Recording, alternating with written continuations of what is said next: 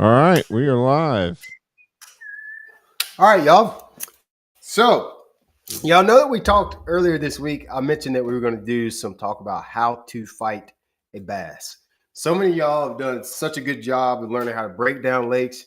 You did a good job of finding fish. You did a good job of even buying the right tackle and using the right setup and rod and reel and line and hooks.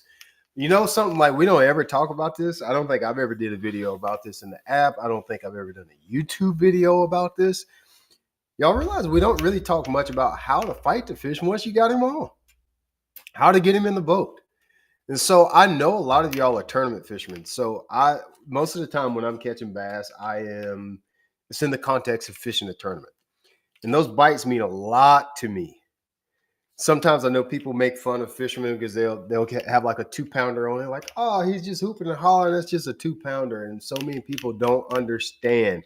If you have a 1.5 in your live well or in your bag and you have a 2-pounder on your line, it is so important for you to be able to get that fish in the boat. That is thousands of dollars. That's championships. That's points. It's the difference between going home with a check and not going home with a check. It makes a huge difference in your season, in that day, that year, in your confidence. So being able to put bass in the boat is a underutilized, underappreciated, and undertaught skill. So I am going to tell you everything that I have learned, experienced, and know. Everything may be an exaggeration because we can't squeeze all that into our live, but some of the most important things that you need to know about catching a bass and actually getting him to the boat. You got all the tools. We've been talking about, we're going to take a little break from fall fishing. And this is fall fishing because if you're catching bass in the fall, you need to get him in the boat, right? So I want to break down what you need to be focusing on. Everything that I teach, I try to get you to focus on the things that matter the most. If I'm being completely honest, I could easily make this lesson into a sales pitch for you to buy my signature rod, but I don't care what kind of rod you got. There's a skill that you need to learn to be able to put the bass in the boat. So this is what we're going to do. Mike, we can go into those slides, that very first slide about catching bass. We're going to go through a few bullet points tonight. And then I'm going to show you a few fish catches from tournaments, like actual tournament footage that nobody has seen yet from recent tournaments where I get to put a lot of this stuff that I'm about to talk about in practice. So this is a very contentious subject. I see people, anytime a tournament league puts up a clip for pro fishermen fighting a bass, why don't he just get that fish in the boat? Why don't he? I don't know why he's running all over the boat. If there's one thing that I can tell whether you're a novice or a professional, is by how you fight a bass. Pro fishermen fight bass completely different than your average weekend guys. And I hope by the end of this, you understand why those guys, those clips you see, why they're moving all over the boat. Maybe why their rod is held a certain way. Maybe why you hear more drag than you do when you fish. Why they're not scared of the drags making noise. Why they're more patient. Maybe why they're breathing it extra hard. Well, in this video, I think you're going to understand better what you need to do when you're trying to land bass. So there's three things mainly that we're going to talk about. These are the three most important things. So you see, I'll say how to fight a bass. Really what I wish I would have called this, I kind of teased y'all up with how to fight a bass, but rod and reel skills. Underappreciated and undertaught. Everybody wants to know the cool stuff, what colors, what chatterbait, what spinnerbait, what graphs, what forward-facing sonar, Garmin, Lowrance, Humminbird, what do I need? 360. Everybody wants to know all of that stuff when you don't have good rod and reel skills. I talked about this on the Facebook Live a couple days ago, just on the subject of using right hand versus left hand reels. Those are rod and reel skills. And how do you get these rod and reel skills? Before I even talk about these three bullet points, how do you get these skills? You get these skills, you get these rod and reel skills by catching a lot of fish. And it doesn't necessarily have to always be bass. So I always talk about this. I don't care what we talk about here in this app, whether it's fishing crankbaits, Carolina rigs, swim baits, whatever it is, or just finding fish in general. I always go back to fishing for multiple different types of species. You're not going to get enough opportunities to learn rod and reel skills for most of us with bass fishing. But if you learn how to saltwater fish, if you learn how to catch crappie, if you learn how to catch walleyes, if you learn how to do something else, peacock bass, if you learn how to catch other fish that are more willing to bite, less sought after, get less pressure, you're gonna get more opportunities to learn how to fight, how to set the hook, how to do all the rod and reel skills by using other species. You have to learn how to do that by using other species. I want y'all to answer this. Answer me this in the chat. I'm about to open up the app on my own phone here. Answer me this in the chat. What would you consider a good day of bass fishing for you, number wise? Everybody but Mactoon, because Mactoon lives where it's faked and he probably catches 20 every time he goes out. Everybody but Mactoon, tell me what a good day of fishing would be numbers wise for you. I'm going to be completely honest. For me, a good day of fishing would probably be this for October. 8 bites, 10 bites. Great day. 3 to 4, probably 3 to 5 bites. I got something I'll work with on next trip. 10 plus bites, excellent trip.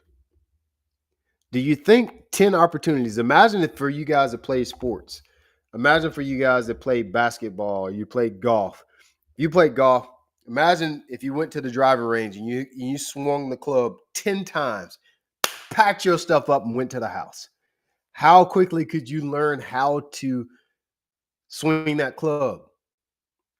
You play baseball, you go up to the batting cage, whop, 10 swings, pack your stuff up and head to the house.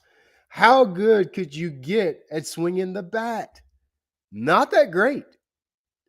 So that's what you're doing to yourself when you're trying to become a better fisherman and you only fish for bass.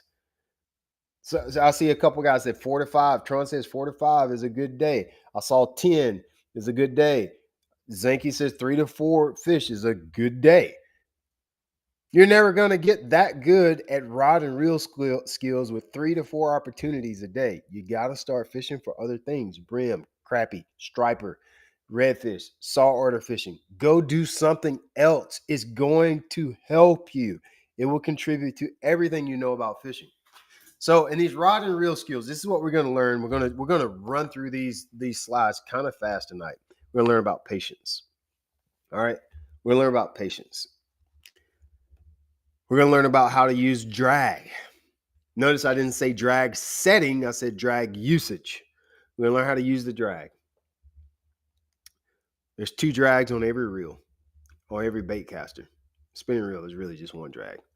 But on a bait caster, there's 2 drag systems. We're going to talk about both of those. And then the last thing we're going to talk about is landing. You got him hooked, you fought him. Now, how do you actually put his big old greasy butt in the boat? We're going to talk about that. Okay, let's go to the next slide, Mike. Okay, so let's talk about some of the biggest mistakes that most people are making when you're out there fishing. You got one on, you're reeling him to the boat. What's your biggest mistake? So many times I see people, they're reeling too fast. Just reeling too fast. So when he's out there at 50 feet, 60 feet, 80 feet, you can reel fast as you want to. But as that fish gets closer to the boat, you got to modulate that reel speed. One thing you see me talk about oftentimes when I'm talking about crankbait fishing is I'll say, hey, I like to use slower gear ratio reels. And it has a lot to do with the way that it makes the crankbait behave with the slower reel, but then it also has a lot to do with not rushing the fish with that slower gear ratio reel. They'll stay hooked up a little bit better. Another big mistake you see people make is they're too anxious to land the bass far from the boat. I see this all the time. The fish is out there 15 foot from the gunnels and you're trying to swing him or get him in or hoss him in too far from the boat.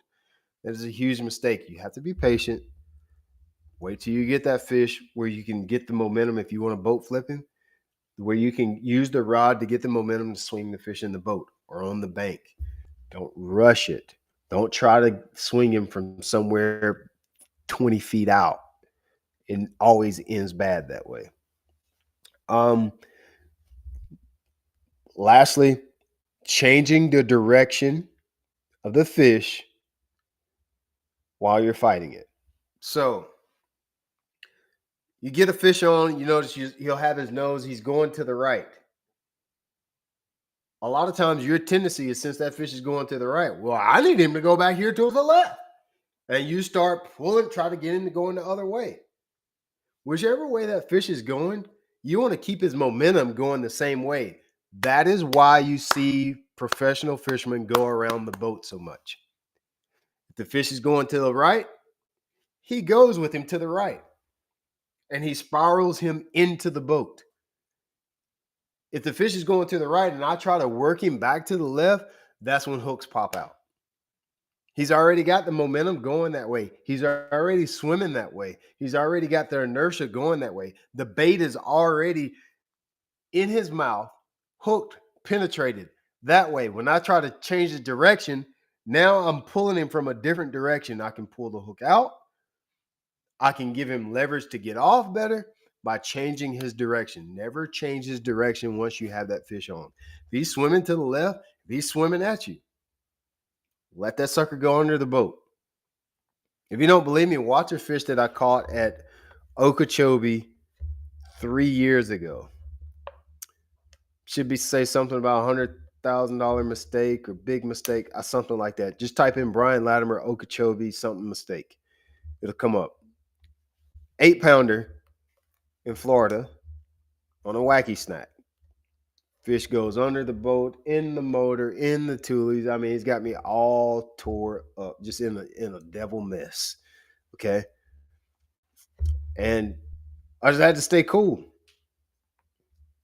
I had to stay patient. I had to let that fish go the way that he wanted to go. You try to turn him the wrong way, hook pops out. Try to turn him the wrong way, then a lot of things go wrong when you try to change the direction of the fish.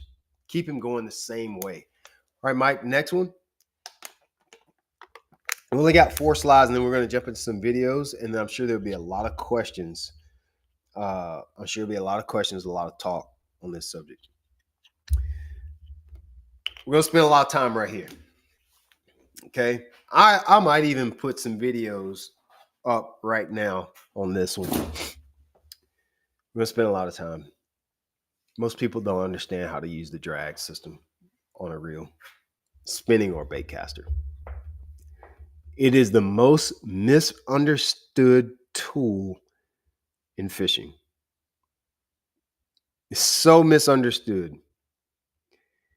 I'm gonna give you my best interpretation of what drag usage is and how you should be using the drag on your reel.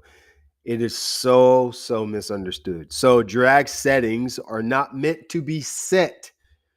What's the first thing we say? We say it just unconsciously. Set the drag, set the drag. Drags are not meant to be set. They're not meant to be set. You should be, and I look like I misspelled that terribly, continuously adjust the drag as the fish gets closer to the boat. Let me explain what I mean by that. If you fish on the shoreline, you should be continuously adjusting the drag as the fish gets towards the shoreline, closer to you. Okay, I'm going to cast out there. And this is for baits that you're going to cast out a good ways. And my philosophy is much different on a bait caster than it is on a spinning reel. So on my bait casters, I pretty much got my stuff locked down. Feel the bite. Ba-ba. I go to set the hook. I black out. How hard am I going to set the hook? Wow, I hit him. My drag is most of the time going to be locked down or at least pretty tight. I don't want any drag slippage on the hook set. That's why I use rods that give me a little bit of, you know how I talk about a little bit of, that's why I want that. I want the shock absorption to be here in the rod and the fishing line and not in the drag system on the hook set. So I'm going to have it pretty tight to locked. Now, if you keep it at that, as that fish gets 15, feet out, 20 foot out, you're going to have some problems. It ain't going to be good. So as the fish gets a little closer to the boat, now I'm going to start to modulate the tension on my line. Okay, on a bait caster, I don't like to fool with this thing. I'll keep it pretty well locked down. I don't like to fool with the drag system. It's terrible. You want me to tell you why it's terrible? Look, I'm gonna show you. See how janky it is? Like you got to pull it. It's just on off, on off. Every bait caster is like this. This is a $300 reel. I don't want to hear no, well, Brian, if you buy a Shimano, then you will have a better one than me. Oh, Brian, if you buy a Baits, then Brian, you would have just a beautiful drag. They all suck, man, because they're not made to do this. I made this analogy on the Facebook. If your little church, your little let's say what is it? True Light Episcopal AME Church.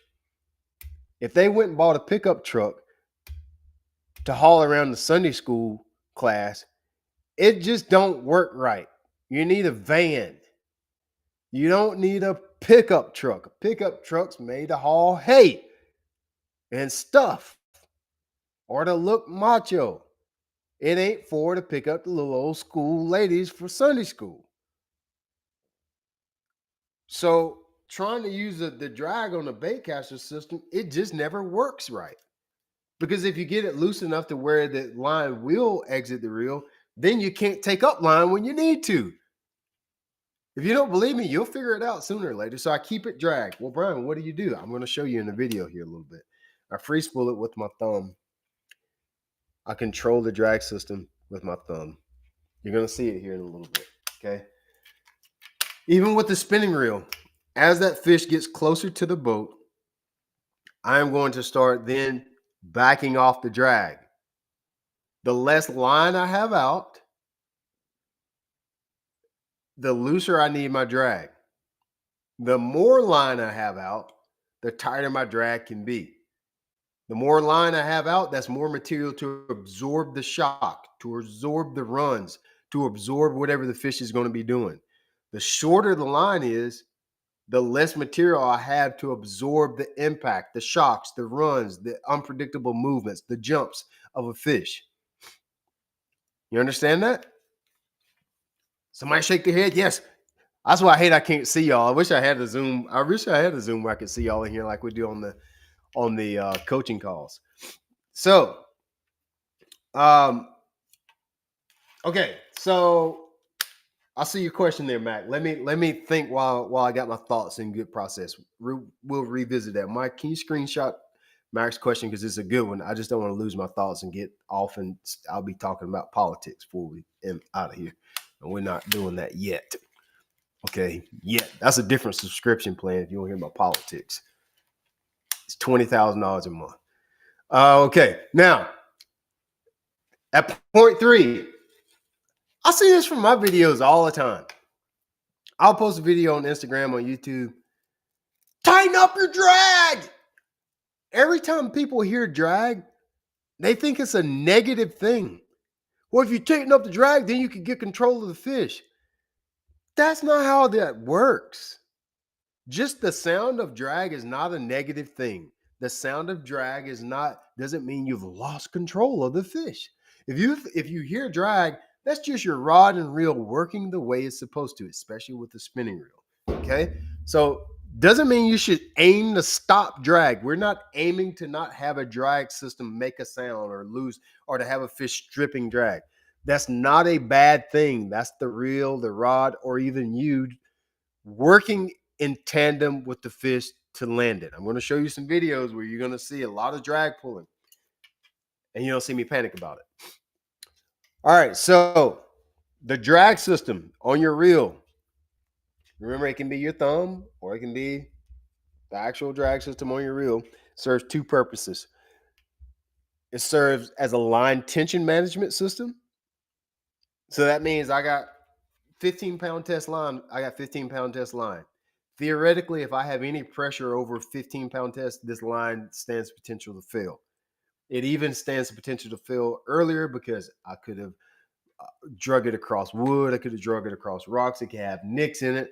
So to avoid that line failing because of knots, because of usage, because of bringing it across something, in order to keep it from failing, I have a line tension management system, the drag, or my hands or thumbs, to keep it from having too much tension on it and failing.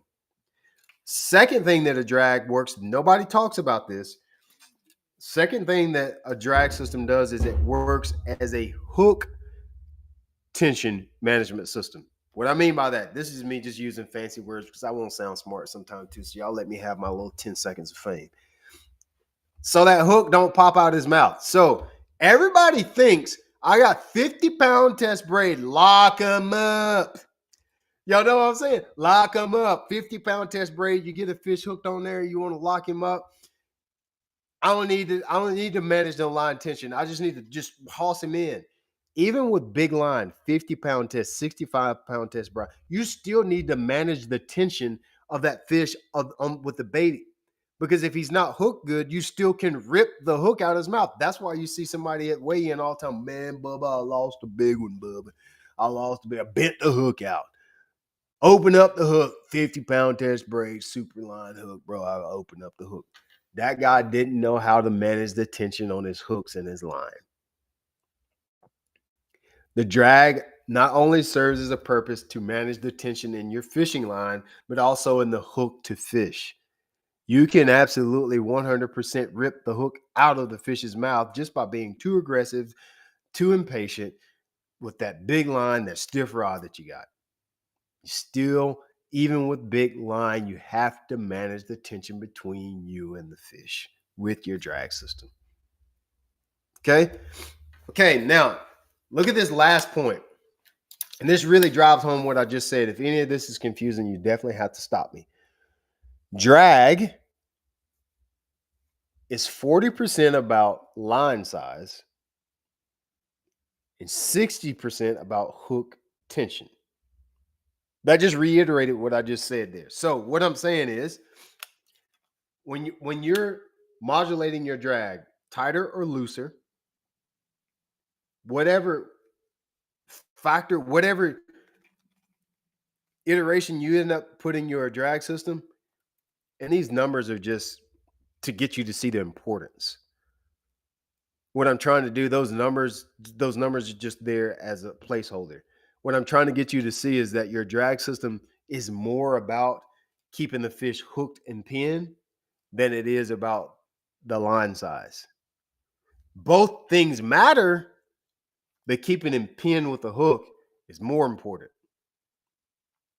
Did you hear me? So 40% about the size line that you have, 10, 12, 8, 15, 20, 25. And then the last thing is this, it's about the hook tension, hook pressure. You're going to see some fish catches that I have here in a minute that I'm throwing 15-pound test line. Plenty, you can catch a lot of fish, a lot of different species fit on 15-pound test line. Pretty strong line. Yet, and still, you're going to see me playing those fish like I have them on 4-pound tests. Why is that? Because even though I have strong line, if the fish is not hooked strongly or in a strong part of his mouth or in the meat of his face, I still stand the chance to lose that fish because the hook is where the hook is in his mouth, his body, wherever it is. Ironically, what I'm about to show you is a bunch of smallmouth fish. Hardest fish you could ever catch on crankbait. I want you to know in 3 days, I never lost one on a crankbait. And when this video hits the streets, I guarantee you, a lot of people are going to give me a hard time about how long it took me to get these fish in that I'm about to show you. But the proof is in the pudding. Proof is in the pudding. I never lost a single fish all week long on a crankbait. Smallmouth fishing. Let's see, Mike, what was that last slide about? I may save that last slide to the last bit. What was it? Landing bass? Let's go ahead and hit it. Okay. Sorry, y'all. I'm a recovering crackhead here. I got a lot of mucus in me. I've been sick. All right, so landing the bass, actually putting him in the boat. Here's a couple mistakes I see. These things that I'm listing here are mistakes. See people hand roping them in.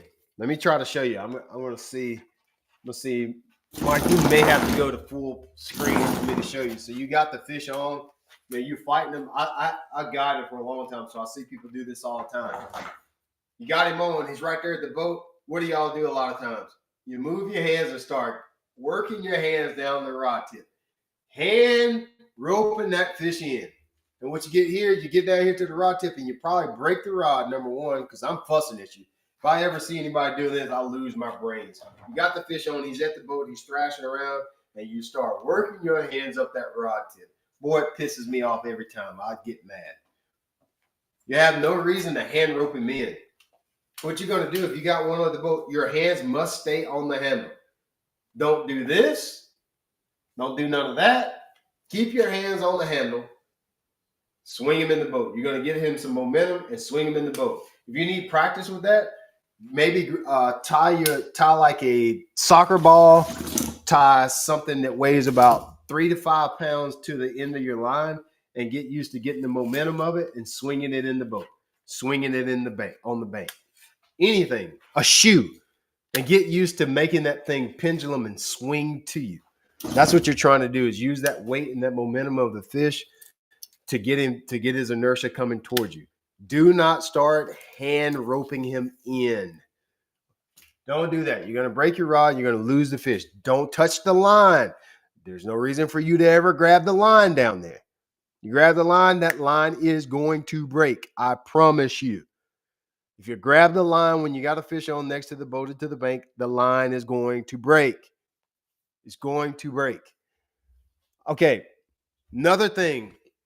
Reeling the bass too far to the tip of the rod. And I know these seem like very elementary things to do. My kids do this all the time. You ever fish with a kid, they're the worst with it, or beginner fishermen. This is how I can tell what your skill level is fishing. You got one on and get him close to the boat and you reel him all the way up to the gosh daggum tip. You try to reel him up through that doggone tip. You got to leave yourself some space. Well, Brian, how much space? That just varies. How big is the fish? How wild is the fish? The wilder the fish is, the more space, the more line I'm going to have out. I would say, as a good rule of thumb, if you can leave at least a rod length, so 7 to 10 foot of line out is going to be that sweet spot to be able to land a bass. If I got him up to the rod tip, look at this. Michael, you might have to go back to the thing. I don't know if y'all can hear the audio good when I step away like this. Now look, right now I got my jig. I'm stepping on my vacuum.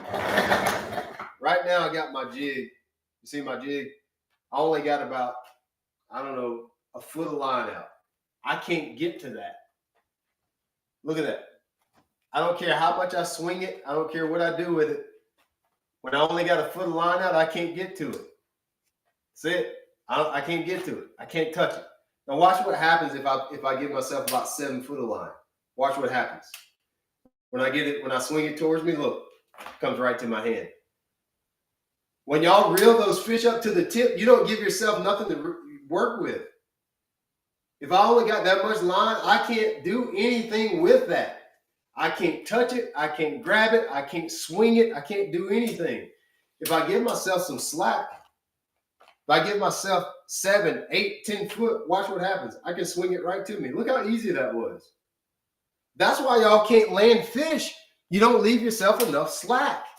When you only got that much line out, there's nothing I do. That's why you always end up doing this, trying to get yourself closer by hand roping it in. That's why you do that, because you reel it up too far to the tip. 7 to 10 foot, at least that much. You're going to always need at least that much. If I got that much, I can reach down there and grab it. You're going to see me, I'll have my rod up behind my hand a lot of times, and I'll reach out and grab it. I got to have 7 to 10 foot to do that. Okay? And don't get out the measuring tape when you're fighting these fish and stuff, y'all. I hate when people do this. 7 to 10 foot. Okay, got it. Write it down. 7 to 10 foot is just a placeholder number. Don't do that. Don't make it that specific. Because it might be one fish, you might need 12 foot. It might be another fish, you might need 6 foot. It's just you need to make sure that whatever happens, you can swing and pendulum that fish back to you. If you have it reeled up to the tip, you can't swing it. You'll never be able to touch him. You'll never get him in. I see it all the time. I've got a couple videos of clients I've taken fishing where they lost fish on that very exact thing. I'll try to post those in the app here. No hand roping, no reeling in too far to the tip. Then lastly, this one's going to be a little hard and a little confusing for me to articulate to y'all. Be conscious of your fish, where the fish is, what he's doing. Then also be conscious of your line. What I mean by be conscious of your line, what pound test? How long has it been since I retied this? The way I fight a fish with braid to fluorocarbon versus straight fluorocarbon is a little bit different. I got 2 knots with braid to fluorocarbon. With straight fluorocarbon, I got 1 knot. Where's the weakest connection in your knot? Where's the weakest connection in your line? Your knot. 2 knots? Man, I don't know. It's like splicing wires. If you got 2 splices, where you already know. If you ever worked on a boat and you splice the wires more than you probably really wanted to, the moment you ain't got power, you go to check them 2 splices. But if you got 1 splice, you know it can't be but one place that thing's going to go wrong. Be aware of your line. Be aware of where the fish is. A lot of unawareness out there is just kind of just aloof. Like, oh, just reeling fast. You got to be aware. And you're going to modulate that tension as the fish gets closer to the boat. Okay. I'm going to share my screen here. Let me pull up my stuff here for Brian. I get started. I can't help but have this vision in my head of everybody, all the subscribers out on their boat with one shoe off and the other shoe just practicing by driving by, seeing everybody swinging shoes onto the front deck of their boat. So I can tell you this. Barty, I'm particularly thinking about you, bro. Well, my son does it all the time. My middle one, he can flip one like nobody's business. My middle son, he loves it. He's really good at that. Because he practices. He'll tie anything, a stick. He'll tie anything to his fishing rod and just start swinging it around. That stuff works. Okay. Can y'all see this video? Is it showing up, Michael? Is my video showing up? Hold on. Let me swap over.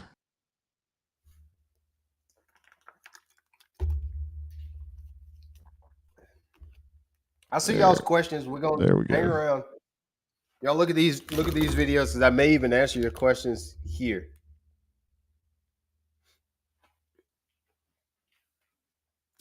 May answer your questions here. I see a good one about the net here. Not really much changes. If you can use a net, I don't know why you wouldn't. Unless you're just crazy. It's kind of like having a dishwasher and not using it. Washing your dishes by hand. Somebody's grandma does that. I know my mom does. She got a dishwasher. She still washes them by hand. You see it, Mike, or no? Yeah, it should be good. Okay. So I want y'all to watch this fish catch right here. Let me see which one this is first. Okay. I'm going to show you. It's going to be a little bit of POV. POV means just like chesty mount, and there's going to be a little bit of wide. We're going to start off with wide right here. Let's go. First thing I want you to watch is how little pressure that I'm applying to this fish. Okay. I think you get audio on this because I was able to share that. Oh, look at this. Smallmouth are stupid. Did y'all see that? I like looking at this. I wish I could figure out how to zoom in on it. Watch this idiot jump across the lake. Why do they jump across? What is that? Look at that. Look. All right, what is that? He does a backflip first. Can you see him right there at the bottom right? I don't know if y'all can see that or not. Look at that. He does a tail walk and then a backflip. So he comes up as soon as I hook him. Most of the time, you'll lose that fish with the wrong rod and reel combo. You're going to lose that fish right here. He jumps, acts stupid. That's why you use graphite composite rod. All that. Now, I'm not just saying that to be a little. teenager. I was about to say something bad. You need that rod to go with that fish when he does stupid stuff like this right here. All right. So now, do you see me? Listen to my reel. Soon as that fish goes back down in the water, listen to my reel. Listen to my reel. I start clicking open the bill to use my thumb. See, click back over it. Click. All right. So you'll be able to see it here. It's POV. Click. Look how little pressure. Are you sharing your audio? Because I'm not sure we can hear the audio from this video. Must not be. You don't really need it, honestly. You know, I'm not saying anything really. I thought I'd shared it, but it doesn't. But I want you to watch how little. It would help so you could hear that drag, though. How can I do that? I got to go to some kind of settings, probably, don't I? That would help if I had the audio so you could hear that line stripping. See, I click the bell again. You can see how just little pressure. Now, why am I doing that little bit of pressure like that? The reason I'm doing that little bit of pressure, once you've hooked the fish, I've talked about this with y'all before. I know we got quite a few new members here in the app now. So the hook has pretty much already done its job.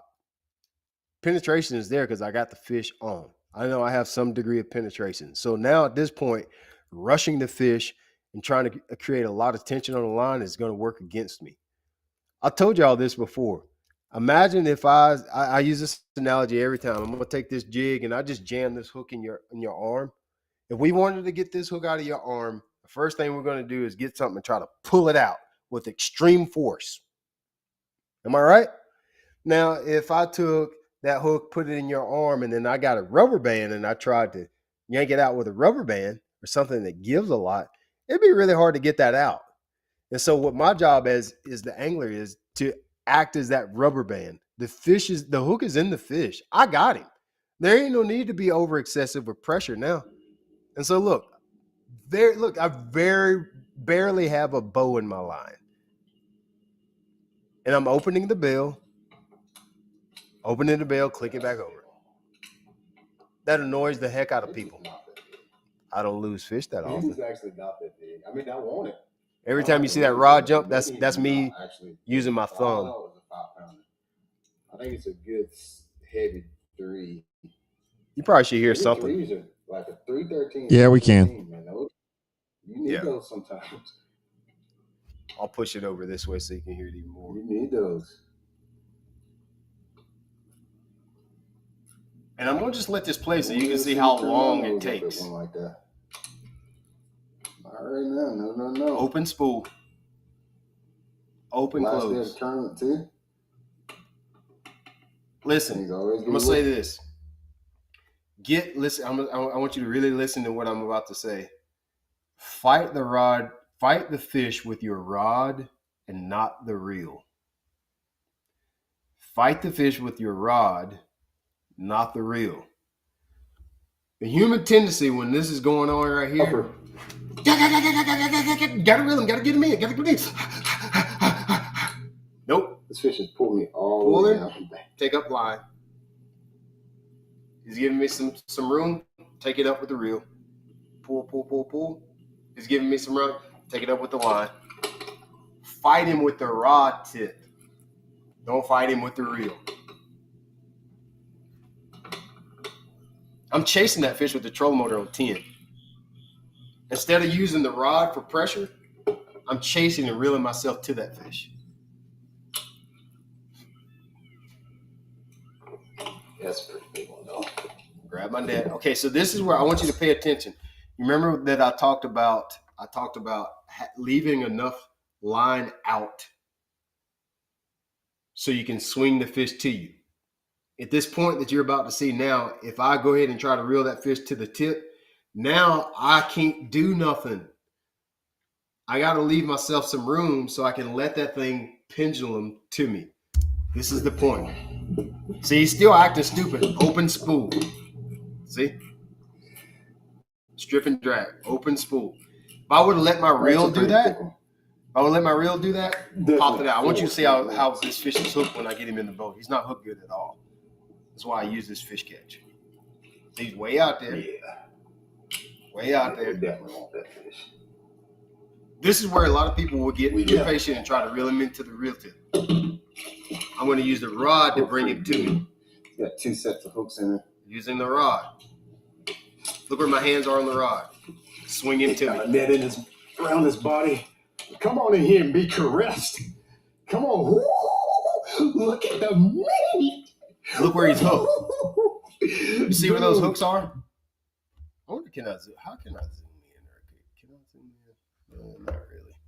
All right, so you see where those hooks are? Right, they're not in there good. I think that one finally grabbed one right in there, but you can see those hooks are not in that fish real good at all. Dude, that ain't nothing. It's a 5-pounder. Huh? Call me a butcher. Watch how easy. Today I'm cleaning meat, my boy. Look how easy that popped Oh out. my God, what a bass. First one I had really good hook, and even though he was hooked really good, he still didn't have any hooks in his mouth. No hooks inside the mouth. All the Dude, hooks that were thing outside. Oh my God, everything about you is perfect. That was a 5-pounder. Everything about you, every way is perfect, my boy. Catching smallmouth on treble hooks is hard on a lot of cortisol is involved. I'd probably need a doctor's visit after that. This was a 5-pounder though. Let's see. Pretty sure. Let's see here. Before I weighed him, it jumped to the next fish. Okay, let's jump to this next one.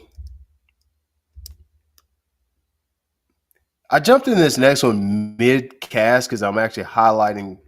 I wanted to highlight something else here. This one is a mid-catch. I'd already done had this fish on for a while. This one's a heavy current right here on this spot. It's actually right where I fell out of the boat. It's extremely fast current right here. And so this dummy tries to run me up here in this. You see this thing island? Literally tries to run me up in this island. This water right here is where the boat's set. You look shallow. It's probably 15 foot. You can see the bottom. But right up here, it is booty butt naked shallow. Throw that rock crawler up there. You can see the current rippling around here. It splits this little island 2 ways. Okay. Watch how long it takes. This is probably 3 minutes into this fight. I'll just pay attention to how little tension is on that rod. That's a graphite composite rod, so it has a lot of like it wants to bend. It's barely bending. I'm open spool right there. Open spool. Okay, so Mac Toon, he asked me something about does my thumb burn with open spool like that? Mac, first of all, you need some calluses on your hand. Huh? You need to be a blue collar worker like your boy here. You need to get you a shovel and a post hole digger, my boy. Hey, you see them fingernails right there, son? Them hands are gold. There's not a bass out there that's going to burn up your thumb. You're fishing for 40-inch redfish. You're fishing for permit, something like that. Maybe even a 40 or 50-pound striper, 20 or 30-pound striper. I would say that's a fair thing to worry about. These bass are not going to pull drag for that long. On the subject of drag, I'm going to touch this for a little bit. I'm just going to touch it. I'm going to dive into it. All of these catches are bait caster catches because bait casters are much more complicated to manage line tension on. Spinning reels is a lot easier. One thing that people talk about with spinning reels, this is very hot right now. Stop reeling when the drag is going out. You're twisting the line. You're twisting the line. Okay, they're not lying. They're telling the truth on that. When you do reel while the drag is going out, it does twist the line. Here's the thing that you need to recognize. We don't care. We don't care. It doesn't matter enough. It doesn't matter enough. Why do you see pros reel against the drag? This is why. Okay, number one, there's two things to mention here.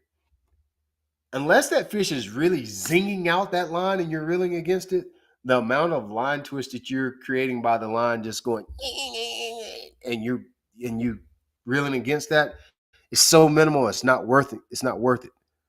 Furthermore, I don't want to wait until that fish stops before I start cranking. So I'm getting ahead of myself. I'm keeping a little bit of tension. I'm not really going real fast when that drag is going out, but I am keeping some tension in there by going as the drag is going out. So when it stops, I'm already picking up line.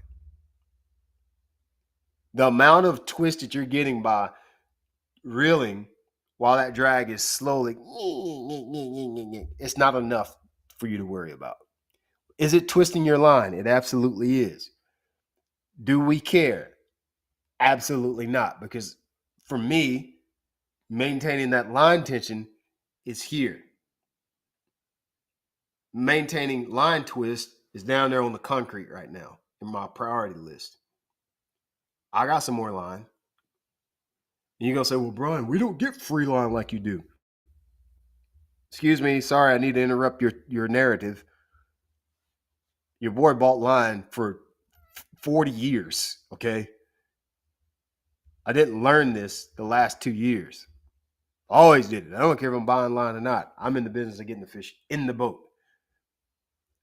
For most of us, unless we're catching 6 to 8 pound smallmouth or fishing for redfish or trout, the amount of drag pull that you're going to get, well, it's not worth. Number one, it's not going to burn your thumb up. Number two, it's not going to be enough to worry about twisting your line unless you're using mono. If you're using mono or straight fluorocarbon, it will. Most of us are using braid on these reels, and it's not enough for you to worry about. I'd rather you get the fish in the boat by maintaining that line tension.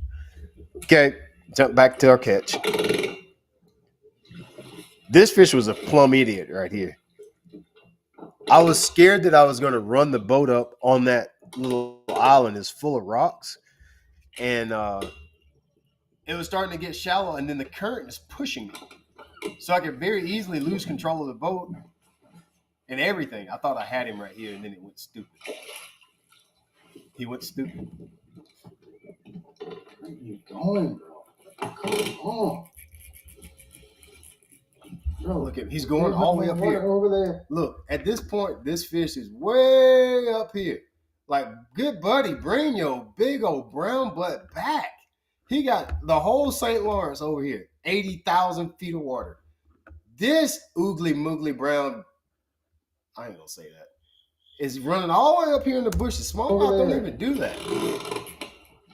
I legitimately thought he was going to get up there in that grass, that tree stuff. There ain't no water up there, y'all. Like, legitimately none. You can see just steady pressure. I'm still using that thumb method. He finally starts to come out. This is a big one. This is another 5. All right. Yes. All right, look where that crankbait is. That's a big one. That is a big one, mother. Oh, I almost said a it. bad word. All right, watch this hook. Watch the hook. Dang Watch it, the that's hook. a big one. Watch the hook, y'all. I hope it lasts that far. It may not last that far. That is a freaking brute. You see where those hooks are? Barely. Watch this. Doop. Wait a minute. Wait a minute. Go back. Do y'all see what I'm talking about? Did you see how easy that popped out? I grabbed my pliers. Watch this. Grab the pliers. Watch this. Watch this. Boom. Oh my God. That's all that was holding the fish. That's all. If you try to change the direction of that fish, so we go back here. When that fish is doing all of this right here, if I try to oh God, he's going to the trees. Let me change his direction. If I do that right here, gone. Chill. Let him do it. Chill. Even if he goes up there in the trees, the only thing he can do is hang himself. And I can go out there on the bank and go get him. That right there saved that fish. Let him go the way that he was wanting to go. Let him go the way that he was wanting to go. Yes. That's a That's big a one. big old son of a gun. That is a big one, mother. Oh, dang it. I almost said a really bad word right there, but I caught myself. I get excited, boy. Okay, let's see this one. Get this one. 5-4. 5-4. 5 yonder. Okay, I think, is that the last one? I think that was it, yeah. 5-4. Okay, Mike, we can go straight back to full screen. So let's go get some questions now. Do y'all see the importance? Let's do, let's see. I need to get out of screen sharing. It's probably me need to change, right? Or you. I don't know. You know what to do, Mike. I just need to just talk probably. Stop sharing screen. I got you. You got me? Okay. We'll get we'll get some questions here. I'm sure there's a lot of dialogue and conversation probably going on in the comments chat today. Let's do a little recap before we jump into those questions. What are y'all going to do? A couple of things when you're fighting fish. No hand roping these things in. Number 2, when the fish is going a certain direction, let him go that direction. Fight him in that direction. If he's going to the right, continue and let his momentum go to the right. If he's going to the right, don't try to pull him back to the left. Let him go that direction, especially in an open water situation. Now, if it's 18 dog pilings over there, you might want to try to convince him to go that way, go a different way. Most of the situation is going to be open water. Let him go the way that he wants to go. What was another thing we talked about? Learn how to use that thumb method. And for a lot of you, it's going to be fishing for other species. I learned that fishing for striper. I fish with striper with a jigging spoon. The jigging spoon has one treble hook. They lose that really easily. And how you learn how to maintain that is with using your spool. 40% of your drag is about your line size. The other 60% is about the hook pressure, maintaining the hook pressure on the fish. Just because you got big line doesn't mean you need to hoss a fish in. You'll still need to maintain that pressure between you and the fish. There's a couple other things. Mike usually makes a PDF of those slides if you need it. You can always just watch the live over again. I don't need to go through each one of those. Let's jump into, Mike, did we see any questions? Lost connection, travel people. Let me see. There are a couple. Is there any use for the anti-reverse button on a spinning reel? I don't like to use that. I know exactly what you're talking about. So this question is about I forget what we call it. I don't think we call it anti-reverse. I forget what the word is for it, but back reeling on a spinning reel. The drag systems are just too good on spinning reels these days for you to be using the back reel system. The back reel system was designed to help you not get that line twist that we talked about by reeling against the drag. But the drag system on today's spinning reels is so good, and then our line is so much better than what we had back in the day when we were using that back reeling system. I don't suggest that you use it. It looks cool and it's really complicated to do, and it takes a lot of skill to do that, but I don't see any need. Get you a really good $200 plus spinning reel, and boy, you're going to have something you can fight a lot of big fish with. So I don't suggest back reeling. Not at all. I don't even like to buy a reel that has that thing on it, because it can get you in a lot of trouble if you hit it during fighting a fish. Great question. And Mac Toon says, why the hell are we in 2025 with janky baitcaster drags? We've got AI and sent a man to the moon, but we can't make a baitcaster with a good drag. Because listen, Mac, you're not listening to me. I've said this so many times. Bait casters are not designed to let the line slip. It ain't designed for that. It's designed to bind. It's designed to bind. It's not designed for that. Did you just forget the analogy that I just made about the church van and the pickup truck? The pickup truck is never going to be a good Sunday school van. I don't care how much AI that you put into it. It's not designed for that. Now, people will tell you that their $600 reel has a good drag system, but it doesn't. It doesn't. It's not designed for that. The baitcaster is designed to bind. It's designed that way. That's not what, if you need smooth drag, you need a spinning reel. With the size line that we're using on these baitcasters, our thumb is sufficient for that. We can manage that without worrying about the line failing. We're worrying about hook pressure on our bait casters. Hook pressure. And I trust my thumb way much more than I do any bait caster reel. Now, if we're doing spinning reels, let them rip. Let them. We'll let them suckers buzz all day long. But that's never going to happen. Now, people are going to tell you different, but I'm telling you, I can get really expensive. Like, I can get the highest end reels that exist. It still doesn't matter. I can buy a Ford F-250 Scorpion edition with 24s, blacked out, all the things, electric floorboards, all the things. It's still going to be a terrible truck for me to buy to take the little old ladies to Sunday school. Do you see what I'm trying to tell you? It's never going to work. It's never going to work that way. I don't care what nobody tells you, and they're going to tell you this.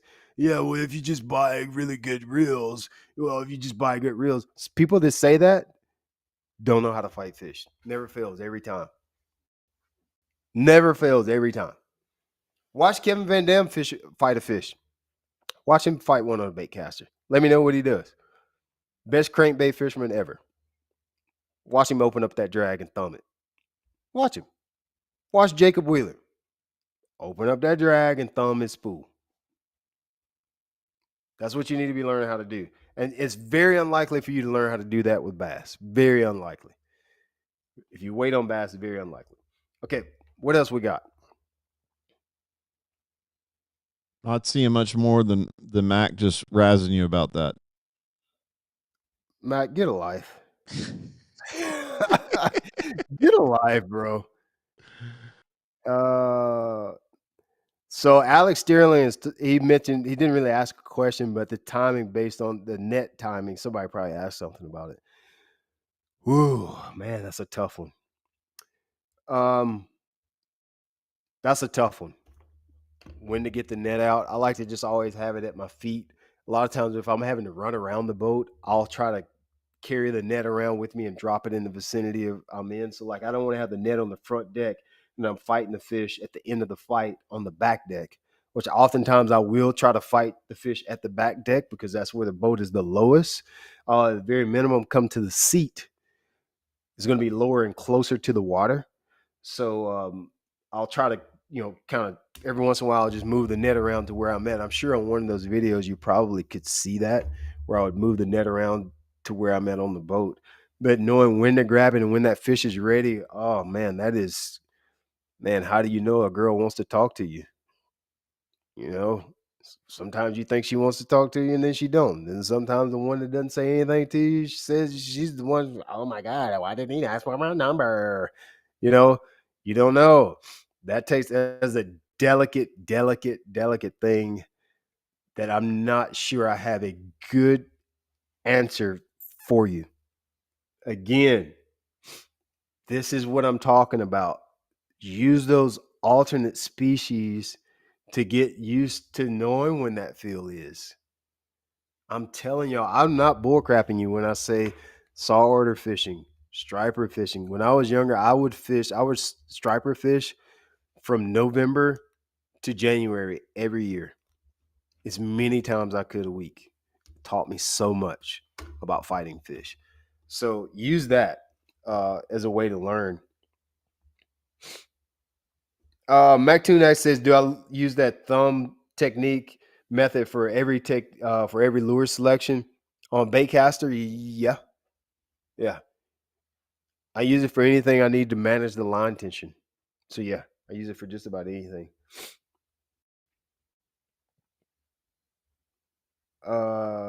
Let's see. I can't tell if Alex is following up with advice on how to know when to actually talk to the girl, or he probably knows. Hey, he probably knows. Hey, I'm 20 plus years. I ain't got to holler in 20 years. Hey, I've been married to the same person for 20 years. I wouldn't know what to do. I would be see what I am trying to do is I wanted to get your phone number. Oh, rats. Let's see. I don't think I see. Yeah, I'm not seeing any. other questions. Hope y'all got some good, valuable knowledge out of that. Watch this one over and over because this is one of those that's super simple, but I promise you, I took time to really think about good, simple ways to explain this. And if you'll pay attention and use some of the stuff that I listed here in those bullet points, it's going to help you catch fish.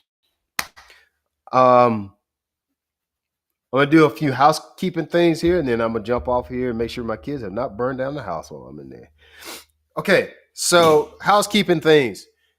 I'd love to have every single one of y'all, everybody in the app needs to 1,000% be in the fall fishing tournament. How do you register for that? I don't know, Mac. Tell them how to register for it. I done forgot.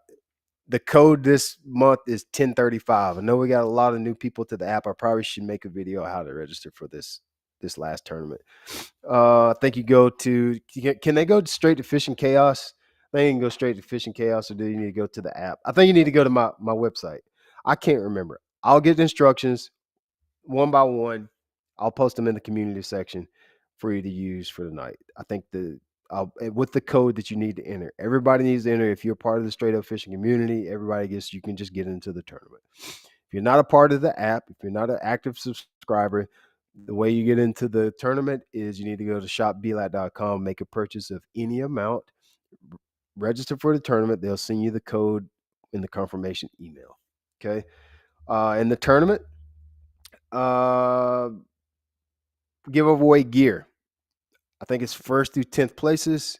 Give away gear prizes. We'll give you a gift certificate to the store. You can get whatever you want. Rods, reels, line, lures, caps, hoodies, whatever you want. Okay. Make sure everybody does that. I did not get around to making the coaching call for next week today because I was making the slideshow and thinking about how I was going to talk to y'all tonight. So I didn't get that done. We'll get that done here maybe tomorrow. So book a coaching call. If you're going to Guntersville this week and you're not on a coaching call and you get down there and you don't know what to do, it ain't my fault. If you go into a new lake and you don't know what to do and you're like, man, I wish I had somebody to help me figure out how to catch fish. It ain't my fault you're in that predicament. I gave you all the tools. You can post in the community section. You could comment on a video. You could post in the chat. You can participate in the lives. You can watch the lake breakdown videos. You can book a coaching call. There's 6 different ways you can have somebody to help you. It's really 7 because you could post in the community section, and there's plenty of people in the app besides me that will help you find fish on your lake. There's 7 different ways that you can get some help on how to catch fish. So if you're in the app and you get to the lake and you don't know what to do, it's your fault. Well, you still might not know what to do, but if you get there to not know what to do, and it still ain't my fault. It still ain't my fault. So book a coaching call. Ask somebody in the app. Put it in the Ask BLAT. Ask the other people in the app. Post it in the chat right now. Don't post it in there right now because I'm ready to go. But yeah, the coaching calls have been really, really fun. I actually enjoy these because I get to be a little bit more specific and actually take time to answer you guys' questions. And then I get to see you too on the Zoom call. So make sure you guys, when I put that link up there for that, book your call. We'll do a chat room. Probably going to do it to like 5 people. Join the chat room. You can ask your question. Once your question's answered, you can leave if you want to. If you want to hang around and see what other people are talking about, which I highly suggest you do that too. And I got one of those calls posted today. Should get the other ones up either this evening or tomorrow morning. So the recordings of it. So we recorded the coaching calls, so they'll be back on the app. Its content is really good information too. So you definitely want to watch those. I mean, everybody's asking really relevant information. This past week, I did one with Will Davis for his tournament. He got second in his tournament. We're talking about fishing grass. We did one with Mac Toon. I did one with Ray Brunetti. We did Matt Morgan, who's a new person here in the app. 3 or 4 others. Caleb Kelly's, Kevin Skavinsky. We did quite a few coaching calls last week. I think it was about 10 or 12. So jump in there, book a call, and we'll make something happen. Don't be losing fish. I don't want to hear nothing about it in the tournament. Man, I had a 8-pounder on, but I lost him. I've been looking for love in all the wrong places. I don't want y'all to be that kind of person. So make sure you learn how to fight these fish right. Watch me end up being that kind of guy. All right, y'all. I'm out of here. I gotta go make sure these kids aren't burning down my house right quick. Y'all have a good rest of your night. Make sure you jump in the tournament. Okay, get registered by the end of the next couple of days. I think the registration period is only open a few more days. I'll make sure I post all the instructions in the community section by tomorrow. Thank you, Mike. Have a good night. All right. Good night.